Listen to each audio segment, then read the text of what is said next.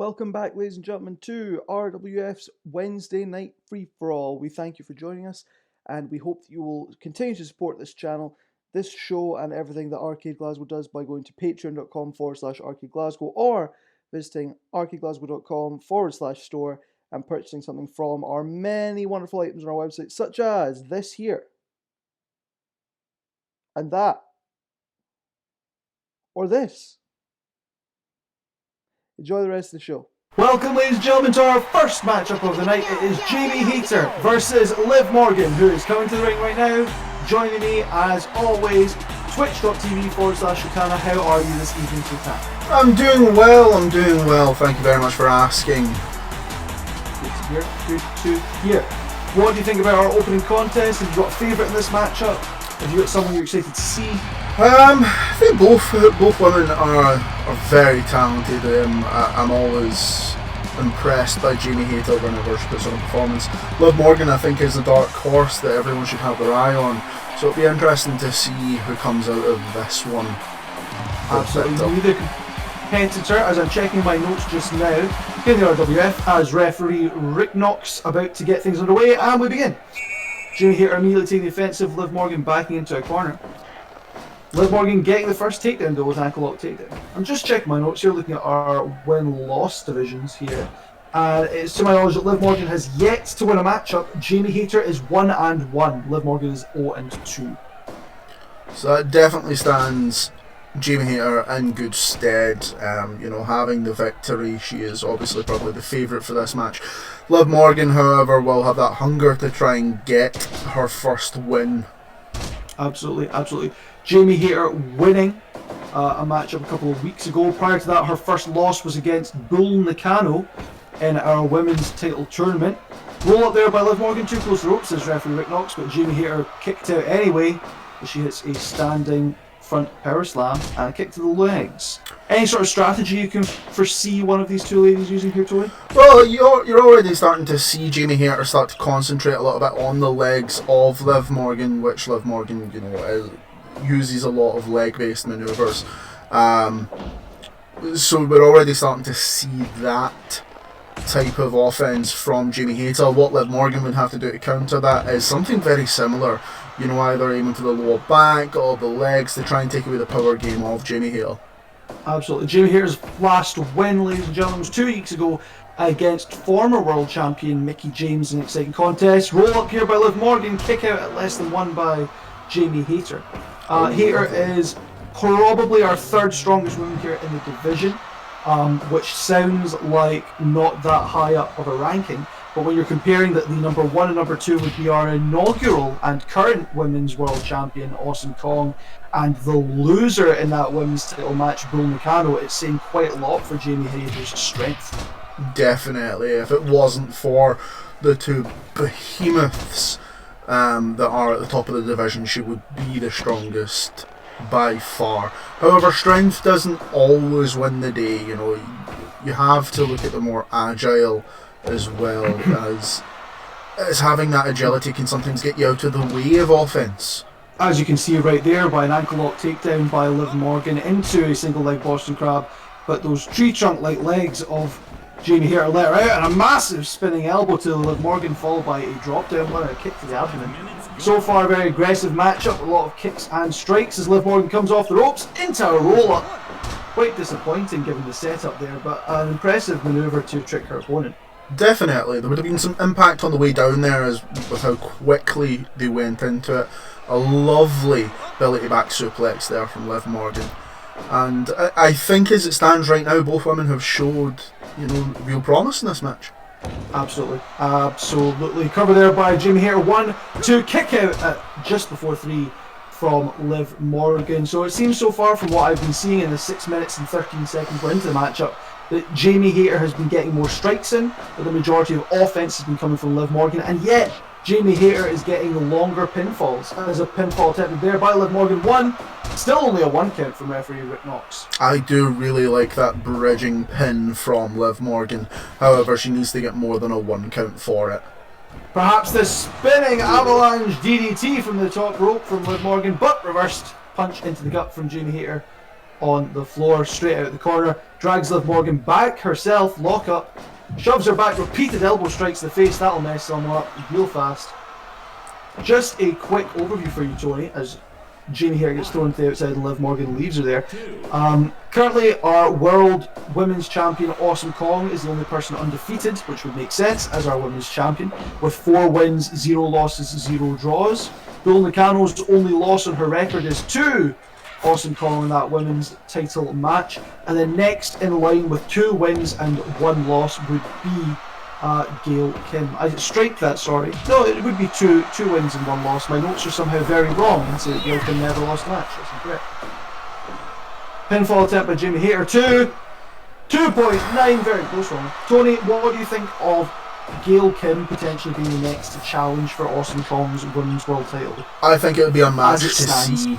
Gail Kim and Awesome Kong have a storied history in other promotions, and what better way than to continue that in the Rumble Pack Wrestling Federation. I would be all for seeing that match. It would be a real slobber knocker, to steal the phrase. Absolutely. I think fans might argue, however, that because it's a match we've seen before, instead maybe someone like Jamie Hayter with that double leg meteora to the back of Liv Morgan's back, shockingly. Perhaps seeing her take on Awesome Kong would be a more interesting matchup, since it's something we've not seen before. Definitely could be. I think there is something to be said about fresh matchups. Lovely dragon screw takedown there By Liv Morgan, absolutely. And a front face buster from Liv Morgan, drags Jamie Hayter back up, lock up in the middle ring. Enziguri takes her down. Go for the pinfall here, Liv. No, pulls Jamie Hayter back up yet again, throws her into the ropes, come back. Arm drag takedown, still not going for the pinfall. She has more offense there, comes off the ropes herself this time, into the bulldog. Surely that's a pinfall attempt now. Jamie Hayter back to her feet without any weight and hits the bulldog of her own. a lot of offense focused in on the head and face of Jamie Hayter there from Liv Morgan. However, I completely... Hitting her finishing maneuver there, a front code breaker, and that gets her 2.9. Not a finish this matchup quite yet. Very, very close there. You know, a lot of focused offense on the face and head of Jamie Hayter, and then going for the finisher there. Maybe should have went for it a bit earlier. Absolutely. Liv Morgan thinks she's got this one in the bag, though, laughing at her opponent on the ground. First time she's managed to keep Jamie Hayter down for not including a count, as Jamie Hayter just smacks her opponent in the lower jaw with that kick, and that doesn't end it.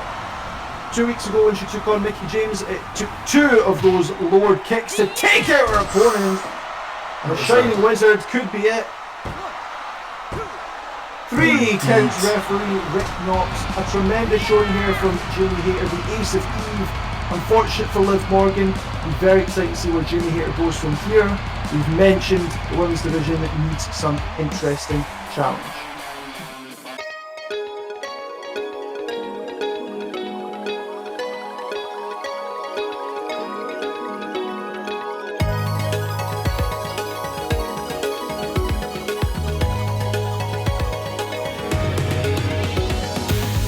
Perché soy tan misterioso? Guardate, why everywhere.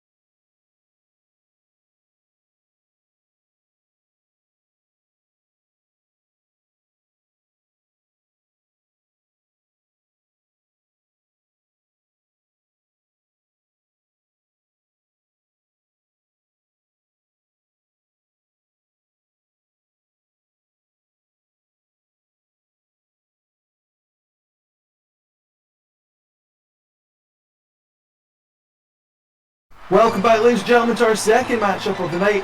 Introducing first Izuki Yamazaki, one half of our new additions to RWF, the Jumping Bomb Angels tag team all the way from Japan. Totana, are you excited to see her in her first bit of action? I am, I definitely am. You know, I have to comment on the fact that she looks like no Fielding. A bit unfair when they're in 16-bit, but I'll accept it. Her opponent tonight, Alexa Bliss, former Women's World Champion in a variety of different promotions, specifically nicknamed the Goddess. She's a wonderful, wonderful performer. Be interesting to see what happens here. I'm obviously more familiar with Alexa Bliss than I am with Yamazaki, is that correct? Yes, I was going to say C, wrong language. Izuki Yamazaki immediately going for repeated shoulder strikes, moves to watch out for from Yamazaki. As you can see, her tag team partner Ryo Tateno on the outside there, who may or may not get involved. It's unlikely. They fight very fairly, does the Jumping Bomb Angels. Yamazaki is likely to use drop kicks to her advantage, as well as double underhook maneuvers! Like that double underhook pile driver, she's already calling for the win. I do like the matching attire. You know, our tag team partner has the blue on the pink on blue, whereas Yamazaki has the blue on pink, allowing you to differentiate between them in 16-bit. However, I have to say that as a singles competitor, my money goes on Alexa Bliss for this one. You know, specialises in singles competition. Reversing that double underhook maneuver this time and showing off inside the ring.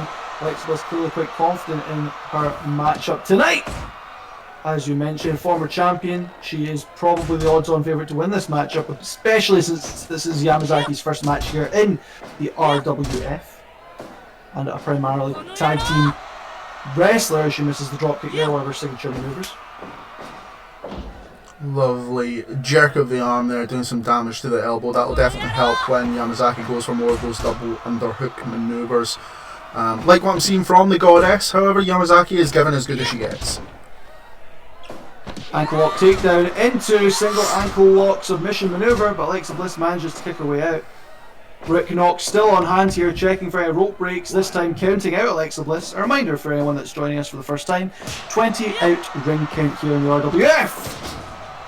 Head scissor takedown by Alexa Bliss, dragging her opponent closer to the centre ring, attempt for a pinfall. Instead, Yamazaki gets up, attempts one of her signature drop kicks, but absolutely whiffs it. Oh, head triangle. Scissor lock, kicked out of by Bliss. Both women go for strikes, missing into a lock-up. Alexa Bliss with her own front power slam on Yamazaki, picks back up the opponent, and the two circle around the ring. Yamazaki apparently going for a cutter type manoeuvre there, and so Alexa Bliss turns it into a power slam yet again. A lot of use of that manoeuvre in this match.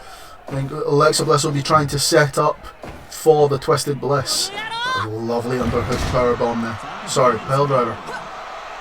So, yet again, going for the call is Yamazaki, top rope. Doesn't go for the diving drop kick. Instead, a roll up. Is it too close to the ropes? Too close to the ropes, is Rick Knox. Called a rope break. Alexa Bliss has an 0-2 record here in the RWF. A surprising result for a former women's champion. Our first loss coming as part of our women's title crowning tournament to Yuka Sakazaki, who made it to the semi-finals of that matchup. A former Tokyo Joshi Pro Wrestling Women's Champion, and her second loss coming at the Level 1 pay-per-view as part of the exhibition Fatal 4-Way, ultimately losing to Jeff Hardy. Also in that matchup, Liv Morgan, who we saw earlier tonight, and John Morrison, who Jeff Hardy takes on next week. A roll-up here from Yamazaki, only one count. Jeff Hardy takes on John Morrison in singles competition next week because he believes that John Morrison is in some way related to your client, Totana, Dexter Loomis, who attacked Hardy at level 1 and continues to toy with him to this day. Hardy is entitled to his opinions. You know, I won't help fuel that by speculating on who is not on the books. I understand, you have to keep some secrets. Head scissor takedown into a cover there by Yamazaki, but only one count. Referee Rick Knox a bit late there. Do you think it's wise for Hardy to play games with Dexter Lumis? Dexter Lumis, obviously 2 weeks ago, following Hardy's tag team loss, playing his own music instead of that of Awesome Kong, who won. Last week, Dexter Lumis losing to Razor Ramon, and Jeff Hardy's music plays. Is it wise for your client or for his opponent to be playing these sort of mental games? I don't think it's wise for anyone to try and play mental mind games. Play any form of mind games with Dexter Lumis. He is an incredible athlete. Got a head triangle here from Yamazaki. Almost the perfect position from Yamazaki in the corner, so Alexa Bliss has very little to move to if she gets up, but not close enough to the ropes that Rick Knox has to force a break. As I'm saying, I think it's silly for anyone to play mind games with Dexter Lumis. He is an imposing man, wonderful athlete, and if Hardy wants to try this, then it's very much up to him. We'll see how things play out. Absolutely. Another headlock triangle there from Yamazaki, really trying to suffocate to take the option away from Alexa Bliss to try and win this matchup. Still to come, ladies and gentlemen, our main event matchup is the team of the Hollywood Blondes, represented by Sam Douglas, who we'll hear from after this matchup, taking on a brand new tag team here in the division as part of RWF management's introductory process. Pinning attempt here by Yamazaki again, only a 2. Apparently punishment for the behaviour that Sam Douglas has been presenting against the Bushwhackers, the tag team that bloodied Stone Cold Steve Austin, stunning Steve Austin in the Hollywood Blondes debut against the Bushwhackers. Any thoughts on Sam Douglas's rivalry ongoing with the Bushwhackers? I think Sam Douglas allowing himself to be drawn into this type of petty feud just shows a lot of his character. If anything, a manager or leader should lead by example and be composed at all times. For once, I agree with you, Totana. Yamazaki again with that double underhook pile driver, and again going to the ropes for the diving drop kick. That's her finish. Is she going for the pinfall? She appears to be dragging Alexa Bliss back inside the ring. Tight cover here, Rick Knox. 1, 2, is that 2.9? Alexa Bliss kicks out from 30 seconds into something I say time and time again: hook the leg. When you hook the leg, you're putting more pressure across the shoulders, and that could have been the difference between a 2.9 and a 3 count there. Absolutely not wrong. Alexa Bliss now stomping a mud hole into Yamazaki in the corner there. You still see Norio Tateno on the outside. Every time a pinfall attempt is made against Yamazaki, you'll see our cameras zoom out so you can see Tateno on the outside and whether or not she's trying to distract the referee. Standing moonsault there from Alexa Bliss. 1, 2! And Norio Tateno not considering that to be worthwhile opportunity to interact in the matchup. Last week, Yamazaki getting involved after a powerbomb pinfall combination from Bull Nakano on Norio Tateno. Ultimately, one of those ended the matchup with Bull Nakano coming out victorious. As I mentioned earlier, going 3-1 so far in the RWF. Both of these women in the ring wanting to get a win. Alexa Bliss to turn around her fortunes, and it's Zuki Yamazaki to make sure that her and her tag team at least get one win in their inaugural matches. Currently no women's tag team belts here in the RWF, but if that's something you would like to see on future programming, make sure you let us know at the R-CADE Glasgow Discord channel for wrestling. Headlock here from Zuki Yamazaki as she takes down her opponent. She's close to the ropes, but Alexa Bliss is not yet reaching for that rope break. Referee Rick Knox allowing the action to continue. Alexa Bliss doing her own dragging of Yamazaki, appears to be worn out from cinching in that headlock so long. Diving Meteora to the base of the back. The damage that would have done there. 4th time of the match, double underhook pile driver from Yamazaki, and yet again she's going top rope for that diving drop kick. Hits it just in the back of the head of Alexa Bliss. This should be it, ladies and gentlemen, with 60 minutes, 30 seconds in. Still not hooking the leg, but a 1, 2, 2.9 again. Alexa Bliss kicking out the finishing maneuver of Zuki Yamazaki. One half of the jumping bomb angels here in the RWF.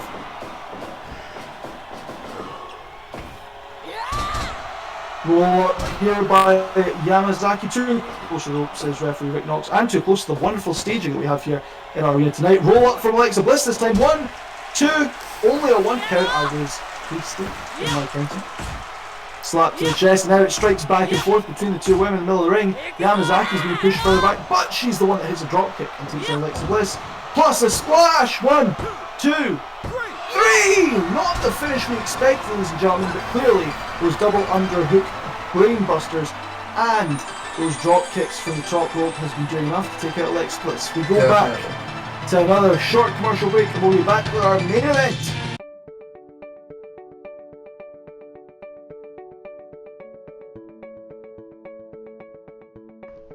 RWF management. I bring you an amazing tag team. You make them fight savages that knot their face and bloody up their gorgeous good looks. They are literal models. And you made them fight sheep whatevers. And when we get upset at the disgrace that the Bushwhackers are and how they've been presented to us as challengers. Not only did we beat them, not only did we destroy them, but the Hollywood Blondes gutted those Bushwhackers after they ripped off Stunning Steve's face.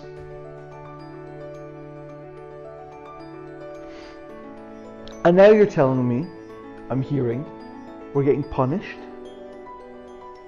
for having an attitude about it, for being a little bit upset, for throwing what people are calling a fit, a drama queen reaction, a pretty boy pushback. No!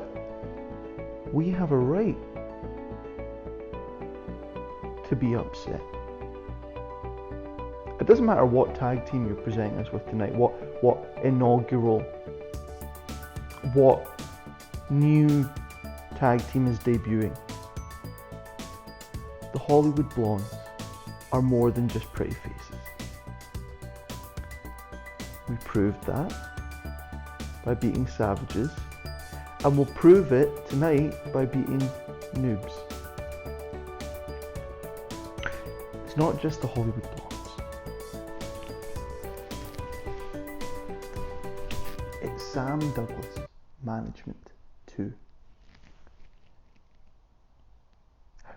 They will win because they have excellent support from the manager.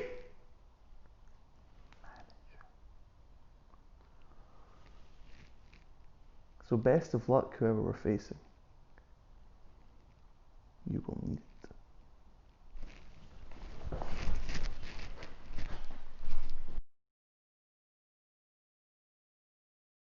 Hello ladies and gentlemen, to our main event of the night. It is the Hollywood Blondes, Stunning Steve Austin and Flying Brian Pillman taking on a mystery tag team recently signed by RWF management to compete here in the RWF. So Tana, are you excited for more tag team action main eventing? Definitely. It's something I've said since the very beginning. You can't have a tag team division with only 2 tag teams, and they've slowly but surely been adding to that. You know, any tag team being added is great news. It's not just a tag team, ladies and gentlemen, it is the Faces of Fear. Meng, aka Haku, and the Barbarian, or Warlord. Totally messed that one up, ladies and gentlemen. Please don't hire me to be an official commentator, or do. I think I'm getting better at it. Both men entering the ring here, both imposing large physical specimens. Tremendous tag team in WCW, not the most successful, but neither was the Hollywood Blondes. Let's see who is the most successful here tonight. Snapmare takedown there by Stunning Steve Austin on to Meng, who then takes him down with a punch to the gut. Trutana, who would your money be on here? The pretty boys or the strong boys? I would always go for the strong boys. The looks will get you nowhere in this business. You know, in the ring, being pretty doesn't help. I will always go for strength and skill over looks. So I would say we would have to go with the Faces of Fear here. Not an unfair assessment, something Sam Douglas might disagree with, as we saw from his promo before this matchup. talking about how it's disgraceful that Stunning Steve Austin was defaced by the Bushwhackers, and now he's being punished for that by being put into a match against a team that they don't know. Now we know it's the Faces of Fear, and so far they're going all out against Stunning Steve Austin. Eye rakes, punches directly to the face, headbutts to the groin area. It's all going off. This time, Flying Brian coming in the ring, dishing out a little bit of abuse of his own. Eye poke to the face, and then missing on that drop kick.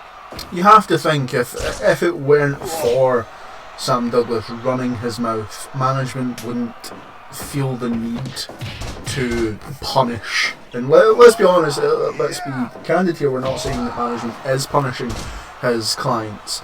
This is another match that goes on for our crowds. We're here to entertain. Absolutely, absolutely. So far in the tag team division, as you mentioned, prior to our first ever Patreon preview event, an amazing backflip there by Flying Brian Pillman, hence nickname, and then he blocks the palm strike by the Barbarian Warlord. Although a power slam and a leg drop kind of evens the score a little bit. The thing is, though, it was just that. It was a backflip. It was a tricky manoeuvre. It was, something that didn't hit the opponent, so did nothing in the long run. Your complaint so far has been noted about the Hollywood Blondes as the Warlord sends Flying Brian to the outside, but Austin is now the legal man as he starts teeing off the Warlord. Time to tag in Haku aka Meng, but before he leaves, Barbarian getting another punch to the stomach. Austin taking down Meng with a low blow, but Barbarian managed to get his own strike in, and Meng throws Austin to the outside.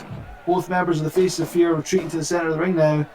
Warlord eventually leaving the ring. Trading of strikes on the right hand side here from Austin and Meng. My money's on Meng. Just to confirm, are we calling him Meng or Haku? Up to you. Meng of the Faces of Fear, Haku makes me fearful on a day-to-day basis. Amazing corner clothesline there from Austin. Nothing pretty about that manoeuvre. But that tag possibly is going for a double team manoeuvre this time with the Hollywood Blondes, but Meng backs up into the corner, tags in the Barbarian, who gets double drop kicked. Favourite of the jumping bomb angels who we saw earlier. Bear hug here by the Barbarian. Called for a rope break as Flying Brian manages to reach over the Barbarian's shoulder and touch the ropes. Be careful of the Barbarian's bear hug manoeuvre as he does a diving splash and just misses. Unsurprisingly, that's not part of his usual offense. Inverted surfboard stretch there by Flying Brian, who gets taken down with a lariat and a leg drop. From what we've seen so far, it seems to be that the Faces of Fear are getting the more impactful manoeuvres off, whereas the Hollywood Blondes, a lot of their high impact offense has went amiss. Not wrong, but we have to acknowledge things like the Warlord missing that top rope manoeuvre. And getting reversed back in corner by Flying Brian. Tag team move coming up. Not quite uppercut from Barbarian as he's fighting his way back to his own corner. Taking on Stunning Steve Austin. Repeat punches to the skull of the Warlord. Drop kick, super kick from Flying Brian as the Warlord kneels before. Pinfall attempt by Stunning Steve Austin. Meng doesn't even look interested in the matchup. He knows his partner is not in trouble. He's got to be interested now. He gets tagged in. I was starting to mention earlier, Totana, as you brought up, prior to our level 1 Patreon preview event, which you can watch still at patreon.com/R-CADE Glasgow, there were 2 tag teams in the RWF tag division, which is our current and inaugural tag team world champions, the Natural Disasters, Earthquake and Typhoon, and their opponents for the first 5 weeks of programming, Beer Money Inc. Now, since then, Beer Money Inc. won last week in our main event against the Bushwhackers in their second ever matchup. Earthquake and Typhoon remain 3-0, and the 2 newest tag teams in the division, that being the 2 we're watching tonight. We have the Hollywood Blondes with 1 win over the Bushwhackers and the Faces of Fear in this being their first match, hoping to get in the win column too.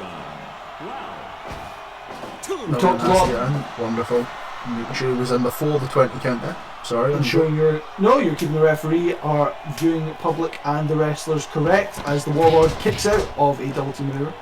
Totana, we have mentioned a number of times in the last couple of weeks the potential for a second Patreon preview event this coming winter as Steve Austin gets isolated outside the ring.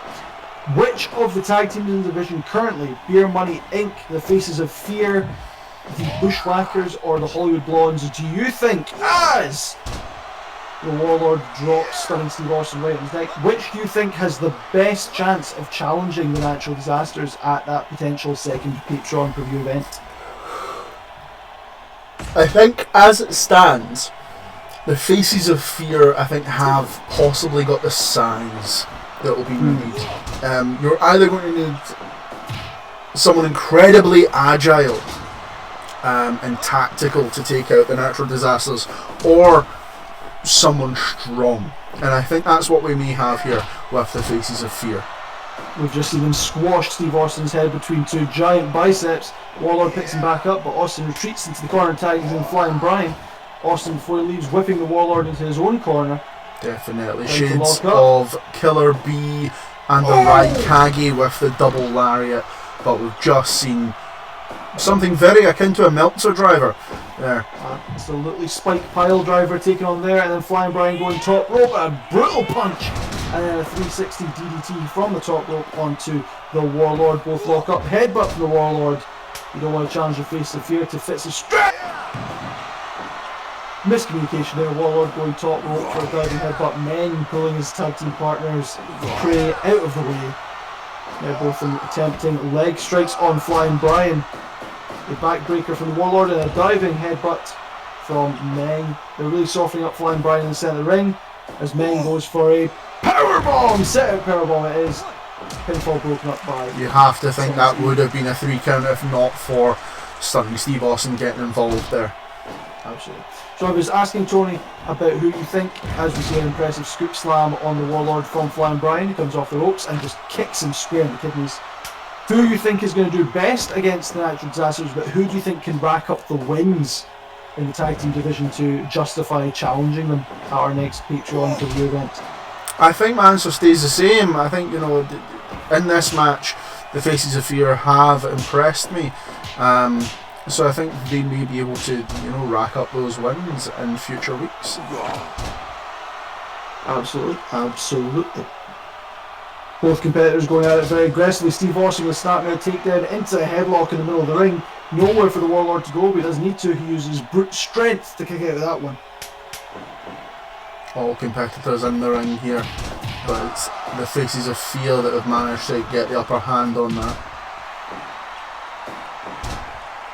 I can announce right now, ladies and gentlemen, that in continuation of RWF's management's reveal of new tag teams in the last couple of weeks, as we see an impressive bridging German suplex by Flying Brian, but too close to the ropes for referee Rick Knox, that next week the Faces of Fear will take on a new tag team in the RWF. Scotty Norton and Ice Train, formerly known as Fire and Ice, will be making their debut matchup here in the RWF in next week's main event. That will be a very interesting match to catch indeed, so make sure to catch it here on RWF. Flying Brian gets walled up into a diving gutbuster. Austin seems to signal that that's the end for the Warlord, not going for the pinfall though, as he's the legal man, instead getting lifted and probably thrown by the Warlord.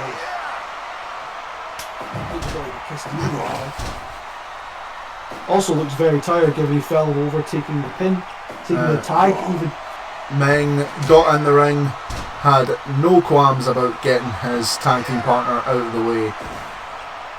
As he's going directly for Stunning Steve Austin with that back suplex. Austin back to his own feet, punched his stomach!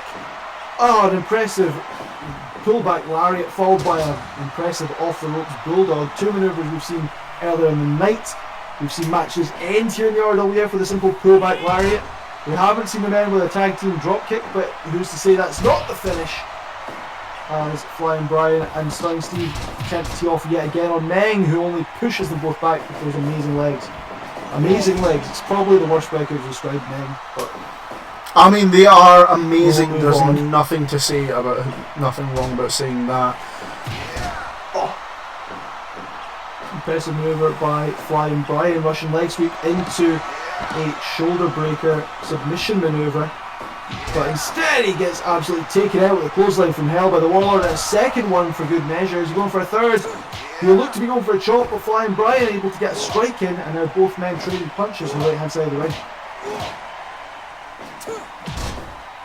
Flying Brown with the drop kick there, but a headbutt in return, but it's obviously taking the toll on Warlord there. Absolutely true. Ladies and gentlemen, I mentioned next week we'll have Jeff Hardy versus John Morrison, and we're going to have the Faces of Fear taking on Fire and Ice in Fire and Ice's debut matchup. We will also have, from our women's division, a contest between two former world champions in our great sport, not here in RWF, but there's still time. Gail Kim, who, as I mentioned, has got a 2-1 record. Pinfall attempted here in the ring, kick out at 2.9 by the Warlord. It'll be Mickie James taking on Gail Kim next week in women's division action. So Tara, are you excited about that one? Definitely. I am a big fan of both women. They're a great match to see.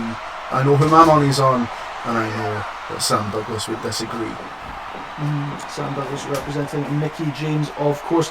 Mickie James not being very successful here in the RWF with no wins and 2 losses to her name. Part of the punishment of only having a 10-women women's division, there are a lot of very talented, very successful female wrestlers who are yet to get in the win column, Totana. Same for the tag team division in some respects. Definitely. However, the roster is increasing. So beautiful slam there. Showing off from Meng, who then cinches in the bear hug, and immediately Flying Brian submits. Rick Knox calls for the end of the match at 24 minutes in, as soon as that bear hug was locked in on Flying Brian, just too much damage. It would be not surprising to find if Brian Pillman has got broken ribs after that. We go now, ladies and gentlemen, to a response and reaction from Sam Douglas.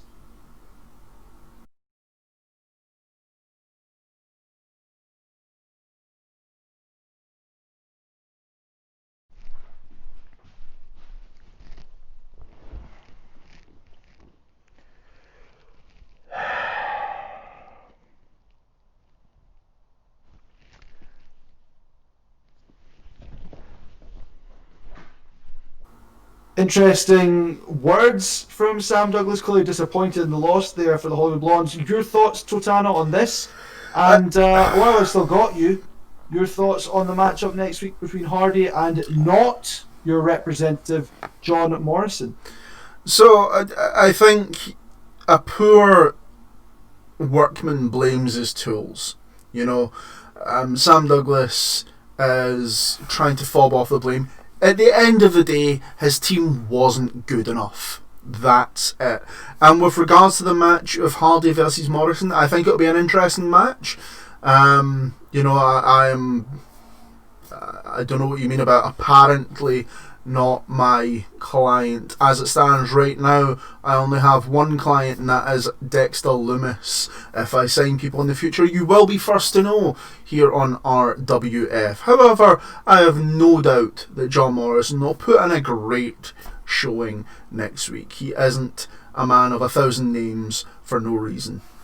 Well, you weren't here last week because of Totana brand activities, so we can only speculate, but that's been our show this week, ladies and gentlemen. Make sure you tune in next week for Jeff Hardy versus John Morrison, Gail Kim versus Mickie James, and the Faces of Fear taking on the debuting Fire and Ice. I have been Sam Roberts for the RWF. I've been joined by Totana at twitch.tv/Totana.